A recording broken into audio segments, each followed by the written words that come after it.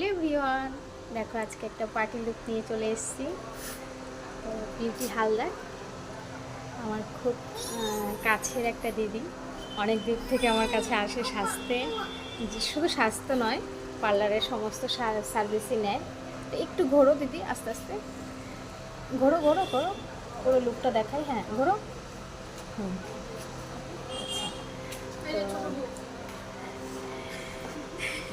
কেমন লেগেছে বলো? খুব সুন্দর লেগেছে। পছন্দ হয়েছে? হ্যাঁ, খুবই পছন্দ হয়েছে। তো খুব সুইট লাগছে।